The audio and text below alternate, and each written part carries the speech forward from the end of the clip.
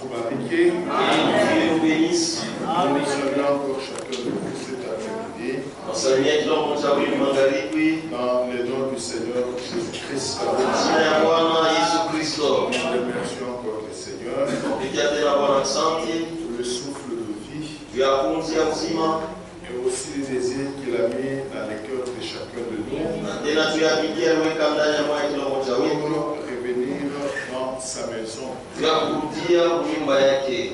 La maison de Dieu, Nyumba ya Mungu c'est la maison de correction, ni nyumba ya masaisho, la maison d'édification. nyumba ya majengo. Quand nous y entrons avec un bon cœur, Kama tunaingia na moyo mwema, nous allons sortir différents de la manière dont nous sommes entrés. tutatoka kwa kuachana vile tuliingia.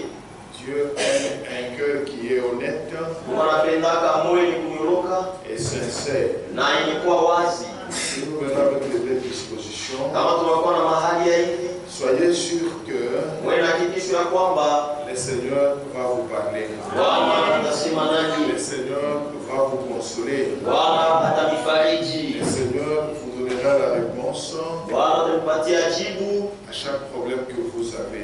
kila mambo mko nayo. Que Dieu vous bénisse richement. Mungu anibariki kwa utajiri. Je vous prie de vous lever. Na niomba usimame wima, On va lire la parole de Dieu. tasoma neno ya Mungu. Matthieu chapitre 13, Mathayo sura 13 et depuis le verset 10 kuanzia sheria yake ya 10 jusqu'à 11. mpaka 11. On va sauter, on va lire 13 et 14. Tutaruka tunasoma 13 na 14. Les disciples s'approchèrent Wafuasi wakakaribia et lui dirent, na wakamwambia, pourquoi leur parles-tu en parabole? kwa nini kunawasemezea mfungo? Vous pouvez vous asseoir, on continue avec la lecture. Naweza kukaa tuendelea na kusoma. Jésus leur répondit, Yesu akawajibu, parce qu'il vous a été donné de connaître les mystères du royaume des cieux, kwa sababu ilinipewa nini kujua masiri ya ufalme wa mbingu, et que cela ne leur a pas été donné. na ile haikuwapewa wao. 13, c'est pourquoi 13 je ndio vous kwa parle maana en parabole, niko nawasemezea mfungo, parce qu'en voyant, ils ne voient point, kwa sababu kuona wasione kamwe, et qu'en entendant, ils n'entendent ni ne comprennent. na kusikia wasisikie, hawasielewe. Et pour eux s'accomplit cette prophétie d'Ésaïe. Na juu yao ilitimilika hii unabii wa Vous Isaya, entendrez de vos oreilles, utasikia kwa masikio yenu vous ne comprendrez point. na hamtaelewa kamwe, Vous regarderez de vos yeux, mtaangalia na macho yenu et vous ne verrez point. na hamtaona kamwe. Que Dieu bénisse la lecture de sa parole. Mungu abariki usomi wa neno lake. Depuis hier, Tangia jana nous parlons sur un petit sujet, tunasemea yule ya shina ndogo, mais qui est très profond. lakini ni kwa ya upana sana. La drachme perdue. Pata ilipotea.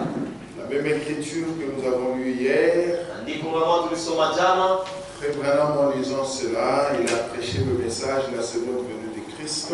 Branham kusoma ile alihubiri kuja kwa pili kwa Bwana Yesu Comme nous Kristo. l'avons dit hier, Ile tulisema jana, une écriture peut avoir une double application. andiko moja inaweza kuwa na matimiliko mbili au maana mbili. Quand j'ai lu cela, Ni wakati nilisoma ile, moi je parle de la drachme perdue. mie kunasemea juu ya pata ile ilipotea.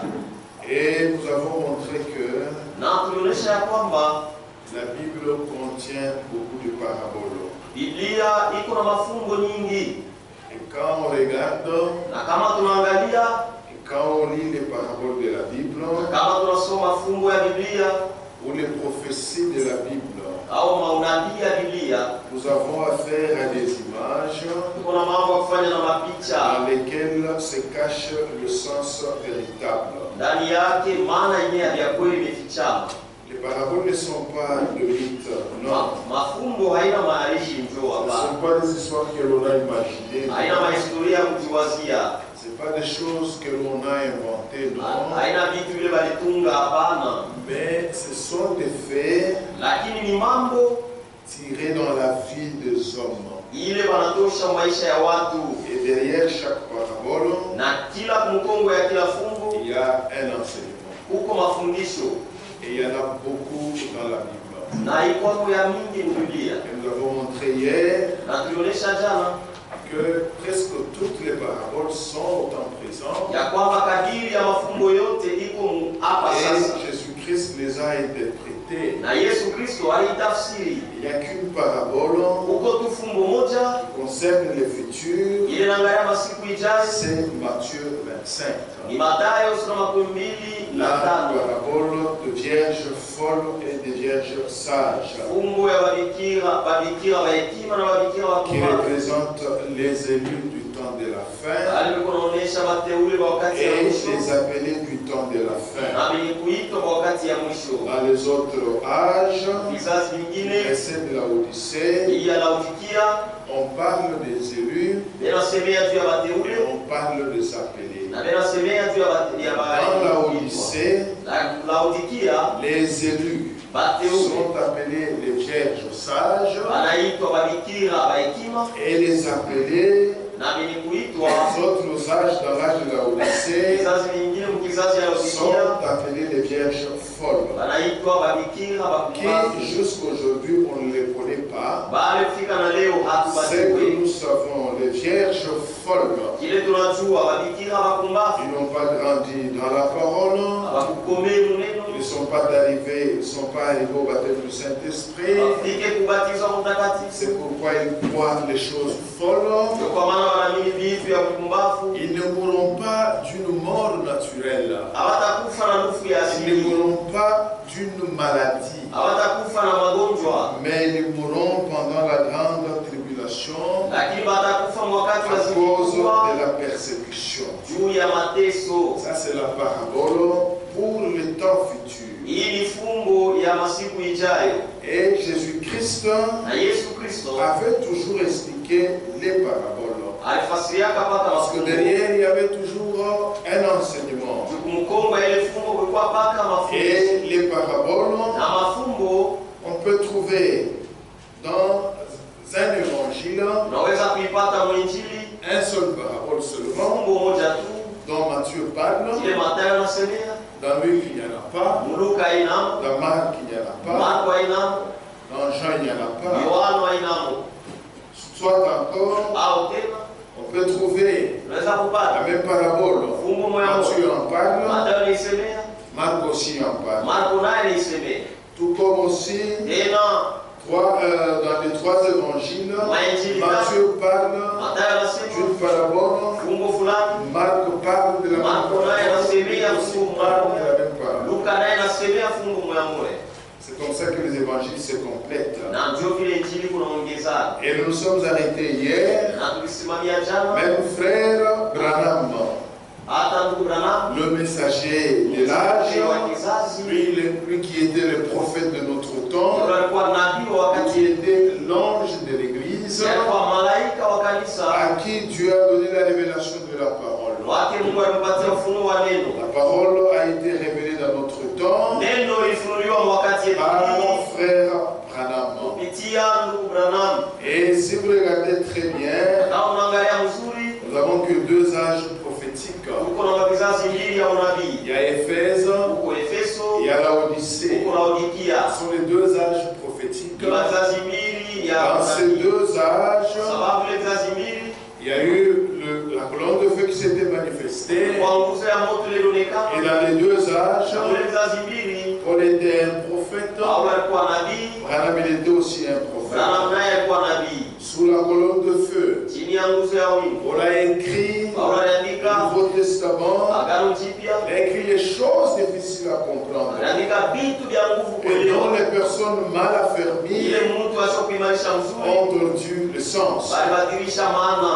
Et il a écrit Aliandika le Nouveau Testament. Agano Et Jipya sous la colonne de feu, na chini ya nguzo ya moto il a révélé aussi quelques mystères. alifunua vile vile masiri Et fulani. quand vous prenez aussi frère Branham, sous la colonne de feu, Chini ya wingu il ya a moto interprété. alitafsiri, Il n'a pas écrit. ashikuandiki Il a hapa, interprété alitafsiri le mystère masiri qui ont été écrits dans la parole de Dieu. iliandikwa maneno ya Pas les mystères qui n'étaient pas écrits, non. hapana, masiri iliandikwa Il hapa. a révélé cela. là, yalifunua sous ile la colonne de feu, chini ya il wingu a wa moto, révélé. alifunua. Il n'a pas écrit, Asikuandika même de son vivant. hata wakati alikuwa Il y a un mzima. frère qui était venu le voir. Kwa ndugu mmoja Il lui dit, frère Branham, avec le ministère que tu as, kuna namna hii huduma uko il y a nayo, moyen même d'écrire. uko namna ya Et kuandika, compléter un chapitre de plus kuongeza tena sura ya dans zaidi l'Apocalypse.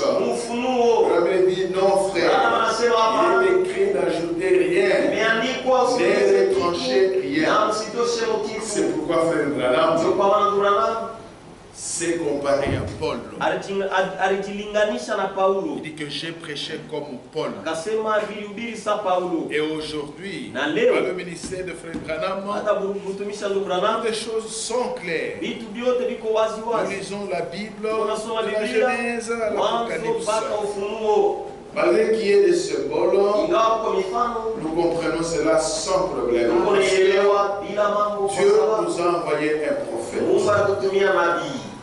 Même lui-même, Hata yeye quand il lisait les paraboles, wakati alikuwa il anasoma n'arrivait pas à comprendre. asikuwa anafika mkuelewa, Il se posait beaucoup de questions, na sasa naye kujiswali surtout sur la parabole de Jean 10, le verset 7. zaidi yule ya fungu ya Yohane sura ya 10 sheria 7, Quand le Seigneur dit, je suis la porte de brebis. wakati Yesu anasema niko mlango ya bakondoo. Comment est-ce que Jésus est la porte? Namna kani Yesu ni mlango. Lui-même il dit, je ne comprenais pas. Yeye anasema sikwanza Quand kuelewa. j'ai effectué mon voyage, Wakati nilisafiri, quand je suis parti à l'est, wakati nilienda ngambo ya asubuhi, parce que la Bible a été écrite Biblia iliandikwa selon les coutumes et les traditions fadhana desturi na des misila peuples orientaux, ya watu hapo asubuhi. nous sommes les prédicateurs Si tuko bahubiri de l'est, de l'ouest. bangambo ya magharibi, Et pour nous, parfois, c'est bien difficile na kuepushia mara mingi de comprendre certaines choses. kuelewa vitu fulani. Et quand il est parti Na là-bas, wakati anaenda kule il a compris maintenant alielewa beaucoup sasa de choses. vitu vya Et mingi. lui-même, il tire la conclusion disant Na que yeye anasema kifupi ya la kwamba Bible était devenue un nouveau livre pour moi. kitabu Biblia ilikuwa kitabu kipya kwangu. Disons quelque chose. Tusome kitu fulani. Prenons un souper de noces. Tunabeba karamu ya mwana kondoo. Vous frère Madame dit quelque chose. Branham anasema kitu fulani. Souper de noces, Chakula magharibi, paragraphe 11. wazo wa 11. Il dit ceci. Anasema hivi: Comme un jeune prédicateur, Sakiana mhubiri, je m'efforçais de savoir ce qui signifiait ces paraboles. nilikuwa najikaza kujua maana ya ifumbo, Parce qu'il a dit l'écriture qu'il a utilisée, c'est dans Matthieu 22, sababu alisoma andiko ile waliandika Mathayo la 7, parabole de noces là. ile fungo ya karamu. Donc il y a un homme qui est entré, il y a un roi qui a organisé la fête. Kwa mfalme mmoja tengeneza karamu, Il a appelé les gens ont refusé. aliita watu na watu walikatala. Finalement, parmi les invités, Mwisho na mwisho katikati ya il bakeni y a eu quelqu'un qui est entré kulikuwa mtu sans mmoja l'invitation. bila mwaliko. Le frère il dit, comme un jeune prédicateur, j'ai m'efforcé de savoir Nilikuwa najikaza kujua ce que signifiaient ces paraboles. maana ya hii mafumbo, Et je ne pouvais jamais comprendre cela parfaitement na sikuweza kuielewa kwa ukamilifu jusqu'à ce que je visite une fois les pays de l'Est. mpaka na pale nikaenda kutembea ngambo ya nchi ya La Bible est un livre oriental. Biblia ni kitabu cha kule ngambo ya Et nous essayons de la comprendre d'après une conception occidentale. na tunapima kuielewa namna ya Et ngambo ya quand magharibi. vous allez à l'Est, Na kama unaenda wakati kule ngambo ya elle devient pour vous un livre différent. inakuwa kwenu kitabu cha pachana, Parce qu'elle est écrite à la lumière de la connaissance orientale. kwa sababu imeandikwa kunuru ya ufahamu ya ngambo ya asubuhi. On peut sauter, Tunaweza kuruka, on va au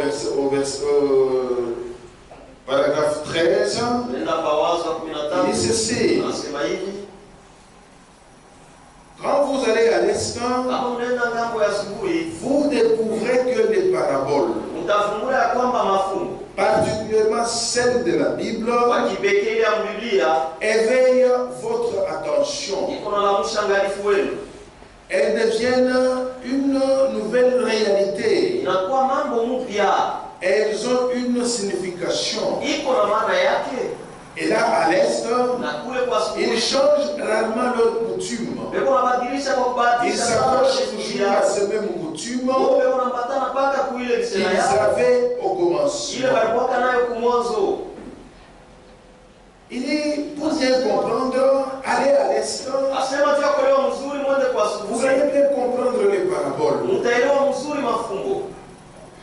Il dit, quand je suis allé là-bas, Sema wakati il yule m'explique que je suis allé là-bas, yeye anafasiria wakati mlenda kule il a vu le soir, aliona magari dans un pâturage, mfasha le chakula. berger était identifié Mchungaji alikuwa avec mtambulisho les brebis, avec les ânes, avec na les mulets. mafuta na makongolo. C'est une vie qui était ensemble. Ni maisha kwa pamoja.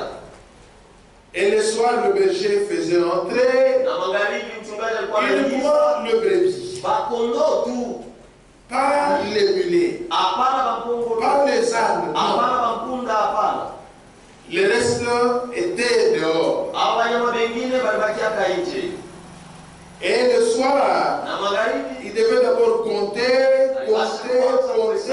si le nombre était exact. pale hesabu yako Donc ineneana. il est conscient que, ok, Wala najua ya kwamba hesabu ineneana. si le nombre n'est pas exact, il devait laisser les autres Alipasha kuacha pour aller bangu. chercher une brebis qui était perdue. Vya kwenda kutafuta Parce que kondoo quand la brebis anapotea. se perd, elle se perd. Kama kondoo Il anapotea n'a pas une anapotea. grande intelligence. Na kondoo shikanake La brebis a été faite de manière à ce que kondoo alifanywa qu'elle mnama soit toujours conduite. apate paka kuongozwa. La brebis est différente des chiens. Kondoo anachana na imbwa. Le chien, quand vous allez avec lui sur la route, Imbwa kama unaenda elle est sûre de lui-même. iko na hakika Elle yake est en train mwenyewe. de laisser les traces des urines. Na iko naacha manyayo ya mikoyo. Il se dit que là où nous allons, si les choses devenaient très compliquées, Kama vitu vinakuwa je ngumu, peux retourner et retrouver naweza kurudia na la maison sans kujua problème. Mais la brebis, la manière Dieu que l'a créée, namna ile Mungu Dieu alimuumba. l'a créée sans moyen de défense. Mungu alimuumba bila namna On ne peut pas kusaidia. donner une intelligence. Akampatia akili. La brebis est faite pour être conduite. Kondoo alifanywa tu apate kuongozwa. Ce qui fait mal aujourd'hui, Ile kunauma leo. nous avons des brebis qui se conduisent seules, Ejiongoza bo benyewe. qui tranchent seuls leurs problèmes, Mambo ya ubele maliza ils bo commencent seuls ses problèmes et ils terminent seuls son na leo problème. naisha ile mambo bo benyewe. Posez-vous alors la question, Sasa mtulize ule. êtes-vous une brebis? Tuko kondoo. Parce que la brebis n'a pas une grande intelligence. Juu kondoo asikalake na Elle a akili. quelle intelligence que toi tu as? Sasa wewe ni akili Et kabisa unayo. commencer tes problèmes Ya seuls, kwanza mambo yako mwenyewe et les résoudre seuls, na kuileta matatizo peke yako na kuimaliza peke yako. tu n'as pas un conducteur, Hauna na mwongozi ou qu'est-ce que tu cherches? au unatafuta kitu gani? Et le berger devait se coucher maintenant à la porte. Na mchungaji alipasha kulala sasa kwa mlango. Donc, aucune histoire du dehors ne peut entrer Basi hakuna kitu kia nje kinaweza sans kuingia que le berger ne soit informé. bila mchungaji kujua ile mambo. La brebis ne pourra pas sortir Kondoo asitatoka sans que le berger ne soit pas touché. bila mchungaji apate kuguswa. Toi, tu entres par quoi Wewe unaingia kupitia et nini? tu sors par Na quoi? unatokea hapa nini? La brebis entre et il sort par la parole. Kondoo anaingia na kutoka kupitia Et quand nini? toi tu entres par Sasa quoi wewe wakati unaingia et tu kuingia sors kwa nini? par Na quoi? unatokea hapa nini? La brebis est à l'aise au pied de son berger. Kondoo anakalaka kutulizana kumikulu ya mchungaji Si wake. tu es mal à l'aise au pied de ton berger, Kama una kutulizana kumikulu ya il y a mchungaji quelque chose wako, qui ne va pas. uko kitu kimoja kiendeke. Je vais vous donner un exemple. Nalipatia mfano. Une brebis Kondoo avec son pasteur. na mchungaji wake Frère Abraham avec l'une de ses brebis. Nura na mmoja wa kondoo yake. La brebis vient voir Frère Abraham un jour lui dit, Kondoo anaona Nura anamwambia il est payé une maison sema nakuzia nyumba dans un bon quartier. mkatia mzuri sana. Si tu es un serviteur de Dieu, Wewe kumtumishi wa Mungu il faut être comme les gens du monde, comme les ministres du monde. inapaswa kuwe saba.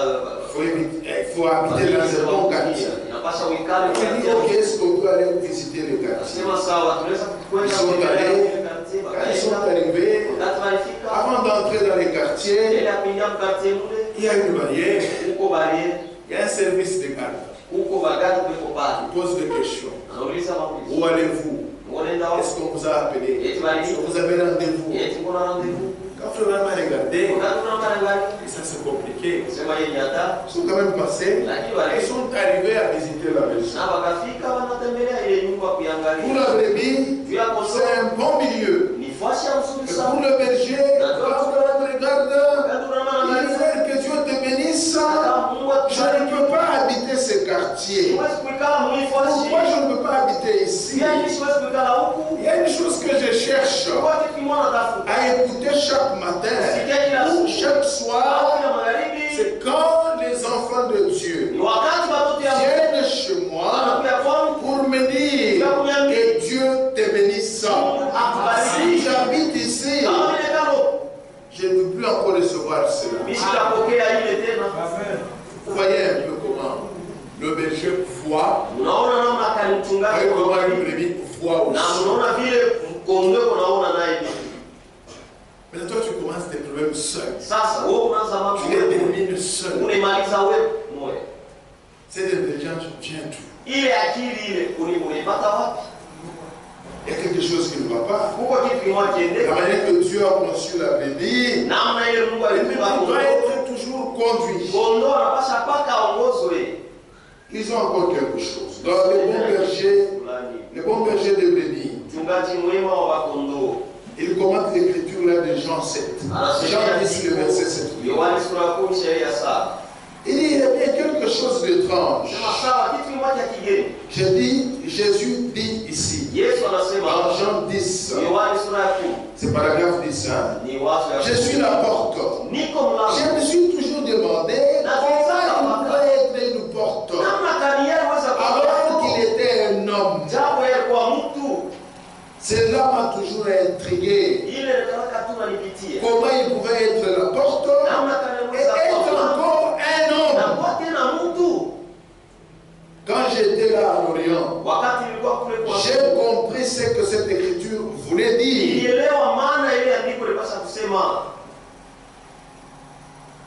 Et en Orient, et comme ils prennent soin de leurs brebis, le berger les ramène la nuit. Il les compte toutes pour voir si chacune est entrée. S'il y en a une qui manque, il ne se couchera pas avant d'aller au désert. Ou partout où il les a gardés toute la journée. Et il retrouvera cette brebis. La mettra sur les épaules. La ramènera. Alors quand elles sont toutes dans la bergerie, alors le berger se couche à la porte. Il est la porte de la bergerie. Il n'y a pas d'autre passage. Rien ne peut entrer pour aller auprès de ce brebis sans dépasser le berger. Maintenant, tu veux combien d'esprit cette écriture? Oh, quel soulagement! Quelle belle chose de savoir que quand nous sommes cachés sous sa protection bénie, il vient la porte. Rien ne peut vous arriver. Quel soulagement!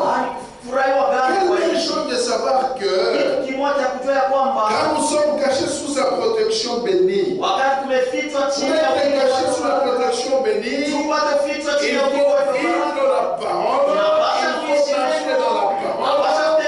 Si tu quittes la parole, tu t'exposes toi-même.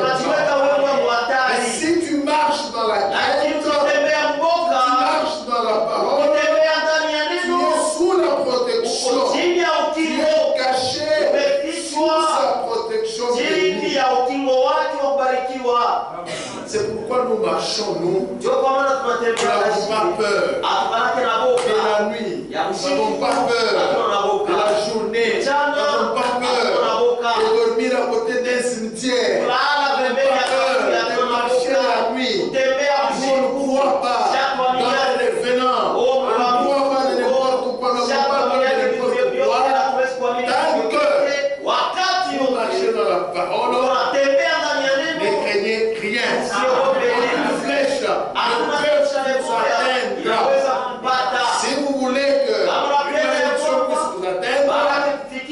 quitter la protection de la parole,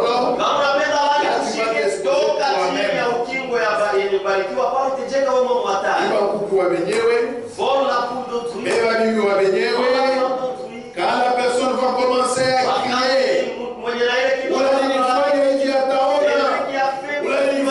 cette malédiction-là va t'attraper parce que toi-même, tu t'es exposé. Tu as quitté la parole. Quand tu quittes la parole, tu ne seras plus sous la bénédiction, sous la protection divine. Là, tu t'exposes. Et là, Satan va t'avoir. Et si tu marches dans la crainte, il devient la porte. Rien ne peut vous arriver. Peu importe. Même si la chose vous arrive, si c'est une maladie, frère me dit, ça peut être pour votre correction. Elle peut servir de témoignage contre l'ennemi. Elle peut être pour exalter le nom de Christ. Mais rien ne peut vous arriver sans qu'il ait permis.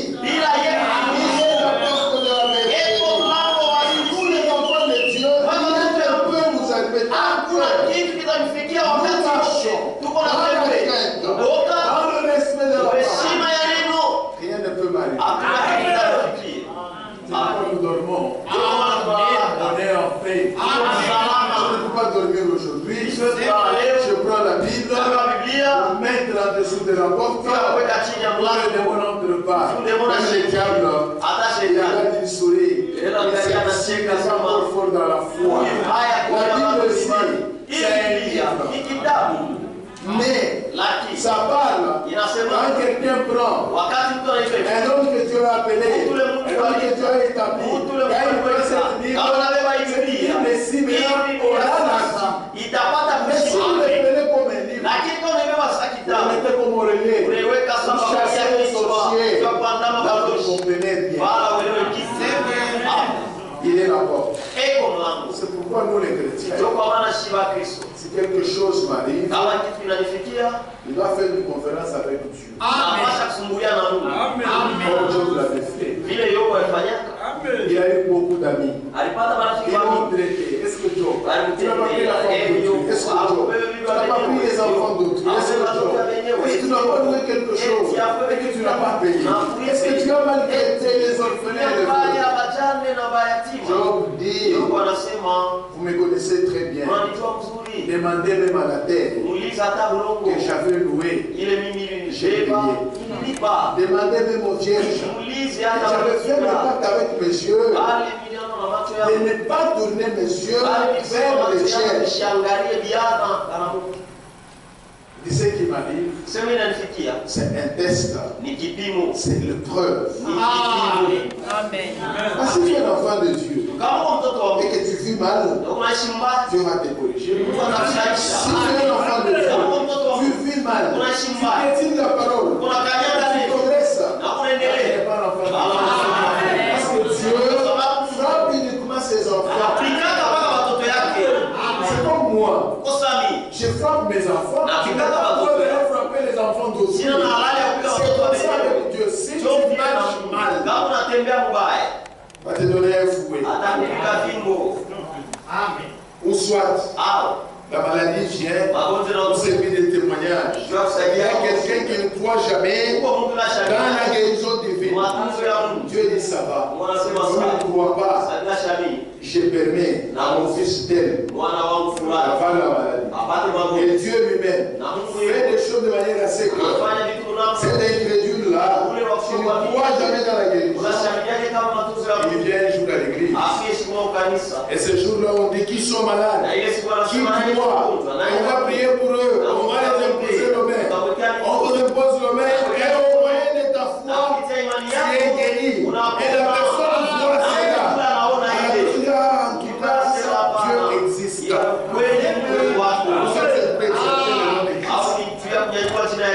Pourquoi nous nous plaignons de rien?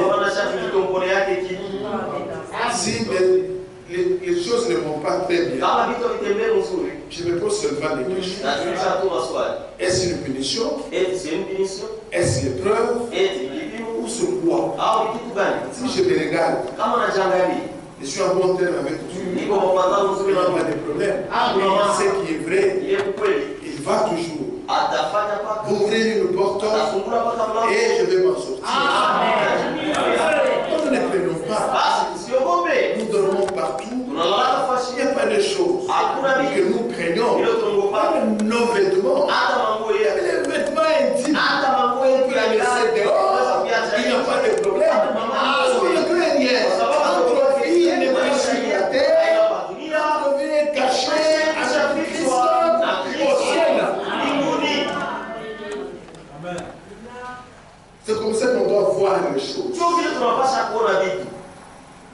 Rien ne peut m'amuser. Même la mort. Je ne quitterai jamais cette terre avant la volonté de Dieu. Non. Tout va arriver selon le plan de Dieu, selon ce que Dieu a tracé sur chacun de nous. Et quand le moment-là arrive, ni moins ni plus, c'est à l'heure exacte que Dieu fait la chose. Il n'a pas de conseiller. Il a été son conseiller. Il dit, Seigneur, pourquoi tu as fait ça? Il est souverain, il est au ciel et il fait tout ce qu'il veut.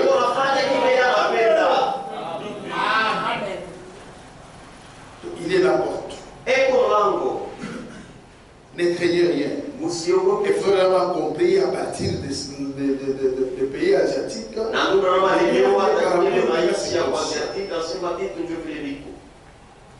Mais ces choses-là, c'est caché.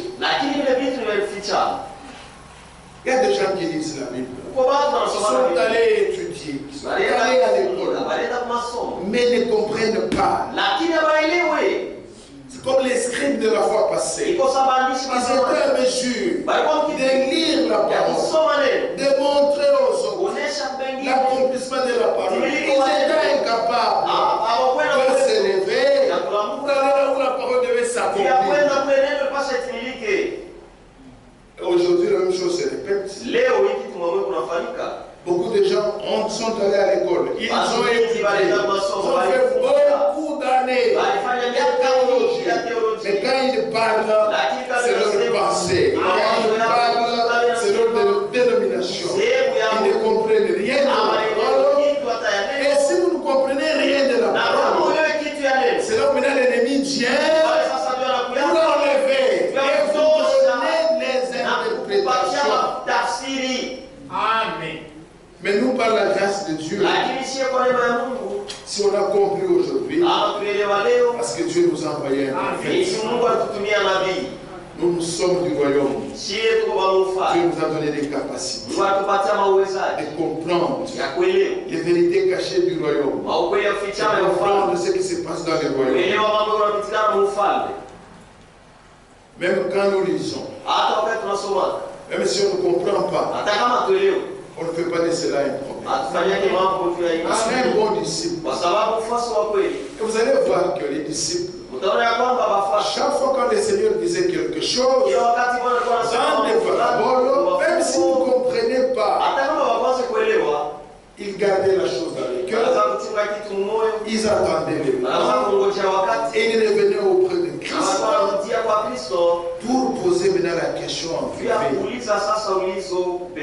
Même sur la prédication, les Seigneurs pouvaient prêcher quelque chose et qu'ils ne comprenaient pas, ils ne se révoltaient pas, ils ne se retiraient pas, non, ils revenaient toujours auprès du Seigneur. Seigneur, explique-nous. Cette parabole signifie quoi? Par exemple, dans Matthieu 13, le verset 36. Regardez ce que le Seigneur a fait. Comme nous l'avons dit, que c'était fait à dessein. 36, il dit, alors il l'envoya à la foule. Et entra dans la maison. Ses disciples s'approchèrent de lui et dirent, explique-nous la parabole des livrets du champ. C'est-à-dire, la foule, le Seigneur s'était fait un dessein. Il fallait c'est-à-dire que le Seigneur pouvait renvoyer à l'église ce film-là. La prédication est la foule rentrait. Les hommes mangeaient le pain, ils étaient contents. Mais ils n'ont pas compris la prédication. Mais le soir, là, quand les disciples s'approchaient toujours, Maître, explique-nous la parole. Délivré du champ. Ça signifie quoi? Et le Seigneur commence à expliquer. Il dit que celui qui sème la bonne semence, c'est le fils de l'homme. Les champs, c'est le monde. La bonne semence, ce sont les fils du royaume. Livrés, ce sont les fils du malin. L'ennemi qui l'a sémé, c'est le diable. La moisson, c'est la fin du monde. Les moissonneurs, ce sont les anges. Quand il expliquait là, c'est comme si dans l'état des disciples, on était en train d'enlever les histoires. Les histoires s'ouvraient là. Il dit, ah, c'est comme ça. Ah, c'est comme ça. Ah, celui qui sème, la bonne semence, c'est le fils de l'homme.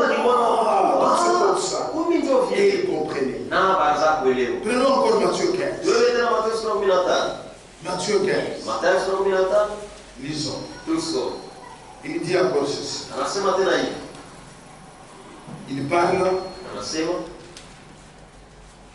Le verset 13. Il répondit. Toute plante que n'a pas planté mon père sera déracinée. Laissez-le. Ce sont des aveugles qui conduisent des aveugles. Si un aveugle conduit un autre aveugle, ils tomberont tous deux dans une fosse. Pierre donna la parole. Il lui dit, explique-nous cette parole. Il dit encore là, très difficile à comprendre, que toute plante que mon père n'a pas plantée sera déracinée et jetée dehors. Ce sont des aveugles qui conduisent d'autres aveugles. Et si un aveugle conduit un autre, tous deux finiront à tomber dans un fossé. Pierre se dit, ah ça c'est difficile. Explique-nous. Pierre a essayé de dire à haute voix ce que les autres pensaient dans les cœurs.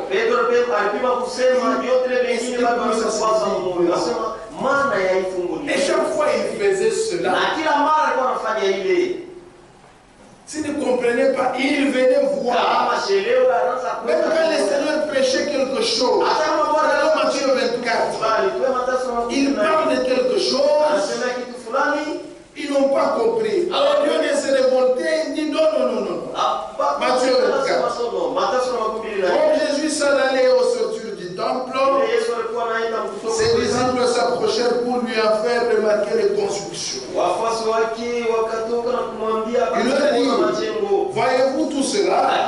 Je vous l'ai dit en vérité. Il ne restera pas ici pierre sur pierre qui ne soit renversé. Une prédication très difficile. Il vient avec joie. Maître, il vient en avec joie. Regarde un peu le temple ici. Comment ça a été construit. Regarde les pierres. Regarde. Et c'est le regarde, oui. C'était bien construit. Et moi je vous dis que tout ce que vous voyez, rien ne restera ici. Tout sera renversé. Ah, sera renversé. Temple brûlé. Rien ne sera ici. Mais regardez l'attitude des disciples. Il s'assit sur la montagne des Oliviers. Et les disciples vinrent en particulier lui poser cette question. Dis-nous quand cela arrivera-t-il? C'est ça un bon disciple. Un bon disciple, il a un bon esprit. Un bon frère, il a un bon esprit. Une bonne soeur, c'est un bon disciple.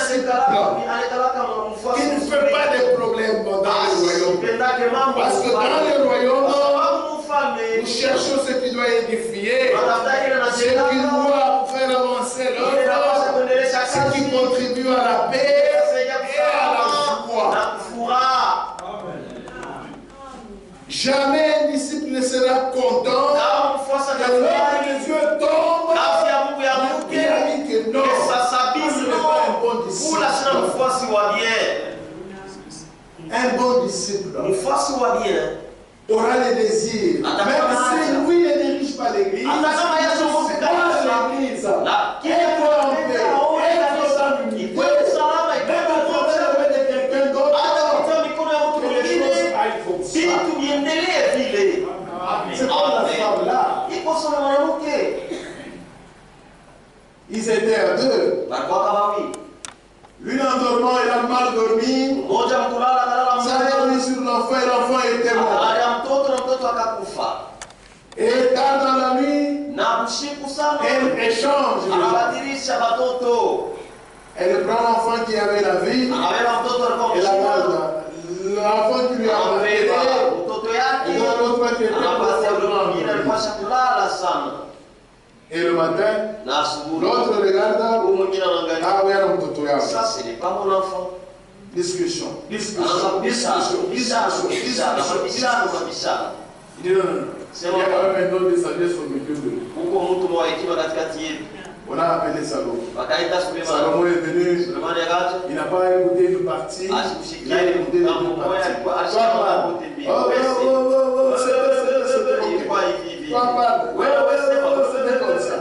Salomon regarde et dit ok, je vais laisser amener l'enfant.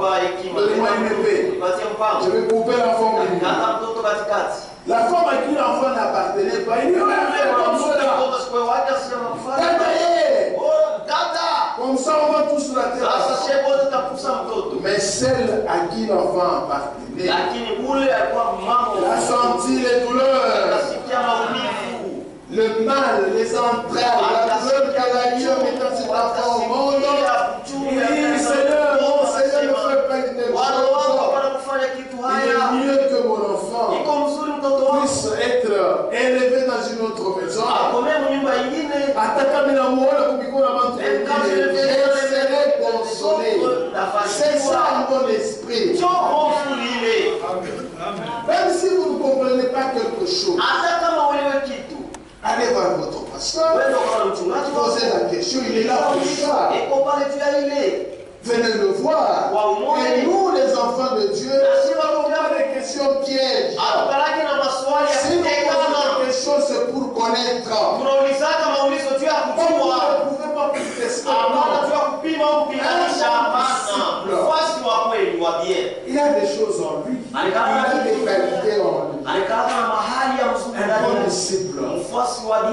Il a une oreille particulière. Quand il suit la prédication, il est à mesure de connaître que ça, c'est la pensée du prédicateur. Ça, c'est la parole. Les pensées du prédicateur, il les laisse et il prend la parole. Et il avance. Il est à mesure de voir que ça, c'est l'opinion du prédicateur. Et ça, ce n'est pas la parole. Et la Bible dit, ne discutez pas sur les opinions. De voir. Ça c'est la pensée de l'homme. Ça c'est la parole. Moi je garde la parole. Les pensées de l'homme, je les laisse. Parce que Dieu lui a donné une oreille particulière. Un bon disciple demeure toujours dans la parole. Aujourd'hui il est dans la parole. Après les gens il est dans il abandonne. Il est dans la parole. Qu'il pleuve, qu'il neige. Dans les malheurs, dans les bonheurs, la prospérité, il demeure toujours dans la parole. Il s'est dit, abandonner la parole, c'est la mort. Être avec la parole, c'est la vie. Un bon disciple demeure toujours là. Un bon disciple laisse tout pour suivre le Seigneur. Pas pour suivre les hommes. Les disciples suivent le Seigneur. Et c'est le Seigneur qui les tient par la main.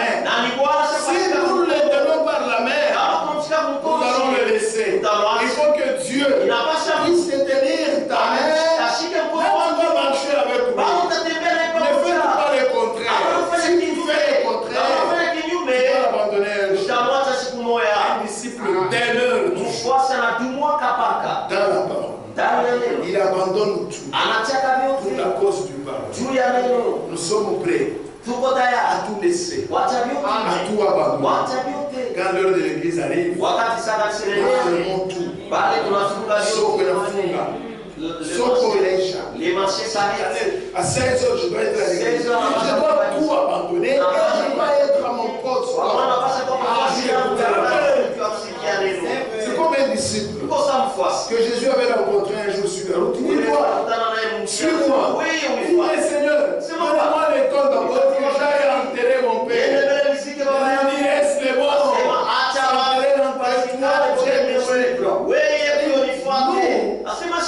La parole dépasse toute chose. La parole est devant nos intérêts. La parole est devant notre travail.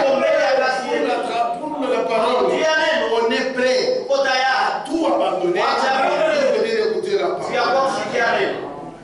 Un disciple doit avoir de l'amour. Comme le Seigneur avait dit, que le monde connaîtra que vous avez de l'amour les uns envers les autres. Le monde connaîtra que vous êtes mes disciples si vous avez de l'amour les uns envers les autres. Un disciple n'est pas très compliqué. Si les choses ne marchent pas, il vient vers le pasteur. C'est comme ça que les disciples faisaient. Chaque fois qu'ils ne comprenaient pas, ils vont prêcher les choses difficiles. Quand c'était compliqué, ils n'allaient pas en discuter. Ils n'allaient pas parler des maisons à maison. Que je t'envoie Dieu, nous allons nous absenter, ne veux pas les maisons. Le royaume de Dieu, c'est la paix, la joie, l'édification. Et nous faisons les choses pour l'avancement du royaume. C'est comme ça un bon disciple doit être. Même si on prêche des choses difficiles, au lieu qu'il se révolte, non. Pourquoi voir le pasteur lui dit non, je ne comprends pas. C'est son droit. C'est son droit. Et quand vous ne comprenez pas quelque chose, soyez patient. Le moment viendra, Dieu va vous dire, Dieu va utiliser un autre homme. Peut-être par votre berger, il n'y a pas de réponse, mais par quelqu'un d'autre, la réponse viendra. Soyez toujours patient. Soyez toujours patient. Et le Seigneur expliquait les paraboles lui-même. Il regardait ce comme ça. Regardez ce. C'est pourquoi nous, dans notre temps ici, nous sommes heureux. Les choses que nous comprenons dans les dénominations, nous ne comprennent pas ça. Dans les dénominations, ils souffrent. Ce sont des maisons qui manquent la nourriture. Et nous se plaît chez nous. On peut manger du lundi jusqu'à dimanche. Toujours la parole est fraîche. Pourquoi Dieu a parlé? C'est que tu manges aujourd'hui, on ne va pas les manger demain. On va manger demain, on ne va pas les manger aujourd'hui. Chaque jour, l'esprit dit quelque chose.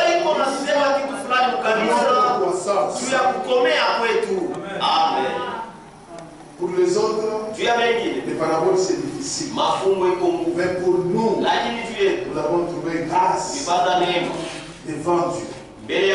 Par sa grâce, Dieu nous a envoyé un prophète et il nous a révélé la parole de Dieu.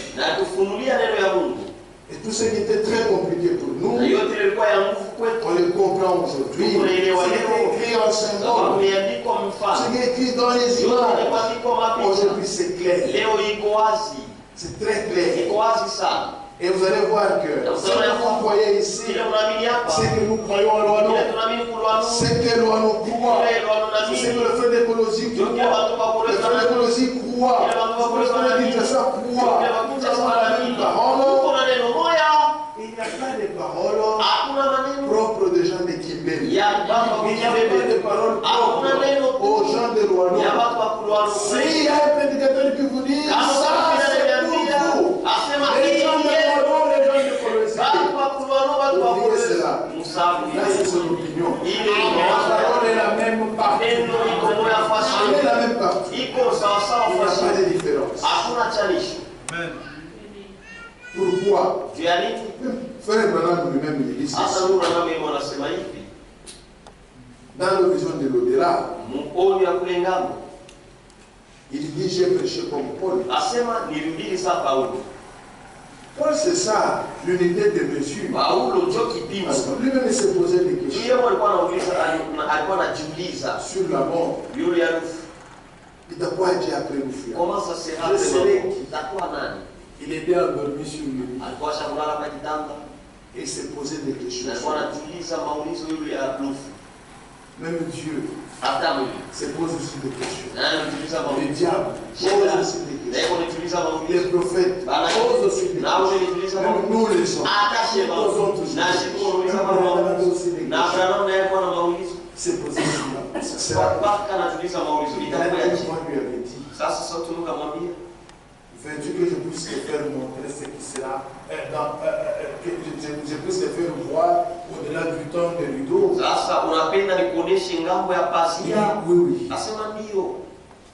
Là, il a quitté son corps. Baada katoka mwili yake, Il regarde, anaangalia, il dit ça, ce n'est pas quand même une vision. asema hii haina onyo, Je suis dans un corps. na kwamba niko mwili, Un corps différent mwili ya kuachana avec le vieux Branham qui na dormait. huyu vile Branham wa mzee ashakulala, Le vieux Branham avec une calvitie. Branham mzee Avec des rides, ibala, il était étonné. alishangaa, Il est allé au paradis. akaenda paradiso. Les sœurs venaient l'embrasser. Badala walikuwa Les wanakumbana, frères venaient l'embrasser. ndugu alikuwa Et il était étonné. Il dit non, quand j'étais dans la nature, physiquement, je n'aimais pas que les sœurs m'embrassent. Sikuwa napenda badala Parce que ce wanikumbatie. corps a des sensations. Mais les corps là, il n'avait pas des sensations. Lakini mwili hakuna mania. Et les sœurs posaient la question. Na badala wanauliza ulizo. Est-ce que vous me reconnaissez? Branham, eti unanijua Vous pia? regardez le Branham anaangalia sema dada Quand tu m'as shikafanya. conduit au Seigneur, Hapana, uniongoza kwa quand j'avais Bwana. 90, Wakati nilikuwa na miaka 19, tu m'as mis dit, Branham anasema c'était une jeunesse parfaite. ilikuwa ni ujana kamilifu. Les sœurs, Baada elles avaient de longues chevelures. ni manywele ya mirefu. Les dents Men étaient claires comme du diamant. nyeupe sana sa diamant. Tous étaient pieds nus. Wote walikuwa mikono wazi. C'est le péché qui nous fait porter des souliers. Ni zambi ndio tunafanya vile bila. C'est le péché qui fait pourrir nos dents. Ni zambi ndio C'est tunafanya le vile péché qui bila. nous égalise. Ni zambi ndio tunafanya Mais ce jour-là, quand le Seigneur reviendra, wakati Bwana nous atarudi, serons dans une beauté parfaite. Plus de calvitie, plus de rides, plus de dents jaunes, blancs. hakuna maneno ya jona, hakuna. Et il pose la question, Na nauliza, où est Jésus? Yesu eko wapi? Si lui-même il était Jésus, Kama yeye alikuwa Yesu, comment il va poser la question? kama kabisa anaweza kuuliza ulizo, Où est-ce que je suis? Yesu ni C'est pourquoi les faux enseignements ndio fundisho ya Mungu enivrent comme du vin. inaleweshaka sans vinyo. Non, Jésus n'est pas ici. Hapana, Yesu ana hapa, Il est très haut. eko juu sana, Il est au ciel. eko mbinguni. Ici, nous sommes au paradis. Hapa shie tuko paradiso. Il pose la question. Anauliza, Où est Paul? Paulo eko wapi? Oui, Paul, oui, il est aussi quelque part. Ndio Paulo eko fasi fulani. Où est Pierre? Oui, Petro il eko est wapi? aussi quelque part. Ndio na eko fasi fulani. Pourquoi frère Branham n'a pas demandé Jua nini Branham asikuulize les autres messagers? bajumbe Il wengine, n'a pas demandé Irénée. asikuulize Il n'a pas Irene, demandé Colombe. asikuulize Il n'a pas Kolomba, demandé Wesley. asikuulize Il n'a Wesley, pas demandé Luther. asikuulize Wesley, Ce sont aussi des messagers nabo ni et bajumbe des na prédicateurs. bahubiri. Et oui, Luther, Luther il attendait aussi la venue du Seigneur. Et qu'est-ce qu'il faisait en son temps? kitu gani alifanyika kwa Tellement wakati il croyait. japo Tellement aliamini il croyait. japo À la seconde venue de Christ, là, kuja kwa pili kwa Kristo. Luther sortait chaque matin dans la Luther ville. alikuwa anatoka Il kila allait à la asubuhi, porte de la ville. anataka kwenda Il dit que le Seigneur va rentrer. anaanza Et tous les jours, il faisait ça. kila siku alikuwa anafanya vile. Branham ne lui a pas demandé. Branham asikumuuliza, Il a demandé Paul. aliuliza Paulo. Pourquoi il a demandé Paul? Juu ya nini aliuliza Paulo?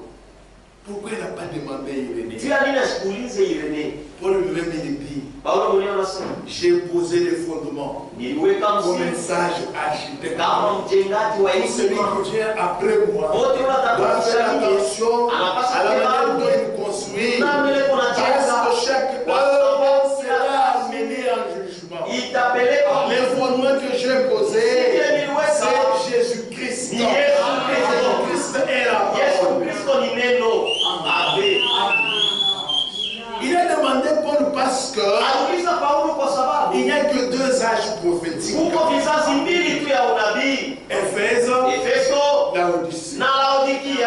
Éphèse, Éphèse, l'apparition de la colonne de feu. On a écrit le Nouveau Testament. Des choses difficiles à comprendre. Pour les personnes mal affermies, en lisant, ils ont perdu le sens. La colonne de feu est revenue dans le ministère de Frère Branham. Malachie 4. La colonne de feu est revenue sur la terre. Frère Branham n'a pas écrit cette fois-là, il n'a pas écrit. Il a interprété l'Ancien et le Nouveau Testament. Il a interprété le mystère caché, le mystère qui était écrit. Pas le mystère qui n'était pas écrit. Sur la colonne de feu. Et le message de Frère Branham, c'est un message aussi difficile à comprendre. Et les gens à la fermée, quand ils lisent, ils cherchent à expliquer, c'est difficile. Ils cherchent à les enseigner. C'est pourquoi nous voyons les chaos aujourd'hui.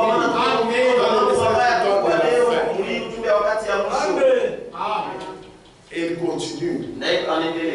Paul sera jugé. On dit oui. Il sera aussi jugé. Il dit, si ceux de Paul entrent, les miens entreront aussi. Parce que j'ai prêché comme Paul. Et les frères qui étaient dans le paradis ont répondu en disant c'est là où nous nous reposons.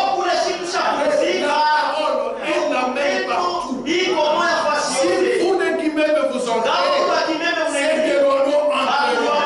Si vous ne guillemets vous entrez, c'est que l'on va entrera. Parce que nous avons la même parole.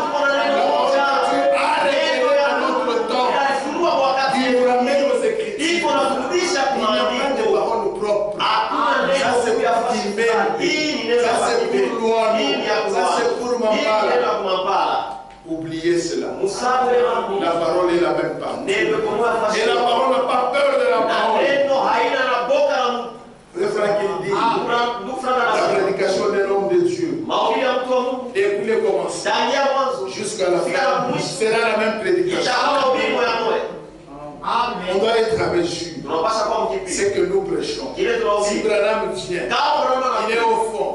Si Paul entre, il est au fond. Nous prêchons, Paul dira Amen, c'est ce que nous avons prêché. La parole n'a pas peur de la parole. Pierre a été appelé à sa façon. Des années plus tard, Paul a été aussi appelé à sa façon. Paul est parti dans le désert. Paul dans le désert, où il a eu l'instruction. La colonne de feu a enseigné beaucoup de choses. Parce qu'il n'a pas marché avec les Seigneurs. La colonne de feu lui a enseigné beaucoup de choses. 14 ans après, il s'est que je monte d'abord à Jérusalem. Là où il y a les colonnes. Il y a des gens qui ont cru avant moi. Et j'ai d'abord le voir que j'expose ce que je prêche. Il est allé à Jérusalem. Il a trouvé les disciples. Il dit que le Seigneur m'a appelé. Il dit c'est une bonne chose. Les champs est vaste. Il y a peu d'ouvriers. Ils n'ont pas douté. Celui qui doute de l'appel de quelqu'un d'autre, c'est une preuve que il n'a jamais aussi été appelé. Parce que l'appel c'est dans les cœurs. On dit c'est une bonne chose. Il dit c'est une bonne chose. Il dit explique-nous. Tu prêches comment la divinité. Explique-nous comment tu prêches la Sainte Seine. Comment tu fais les baptêmes? Paul s'est levé.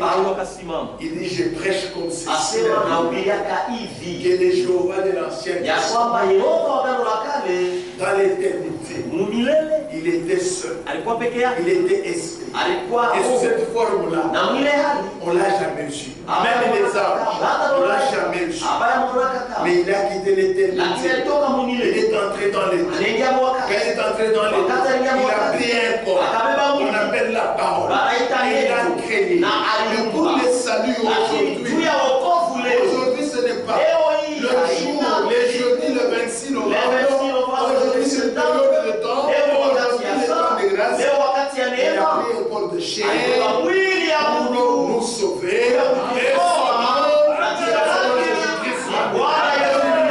c'est la vérité.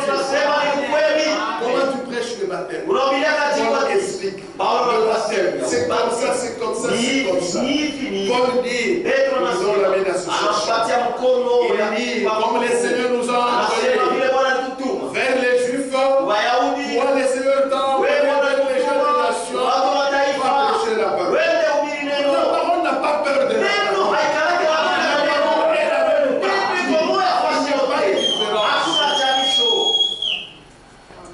S'il y a quelque chose que vous croyez que ça c'est pour nous,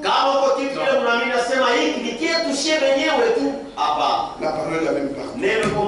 C'est pourquoi aujourd'hui nous sommes heureux.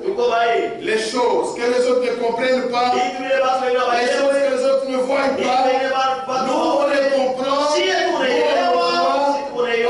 nous a envoyé un prophète. Et la Bible, nous pouvons la prêcher. De la Genèse à l'Apocalypse, sans problème. Pourquoi tu as parlé dans notre vie? Que Dieu vous bénisse. On va continuer.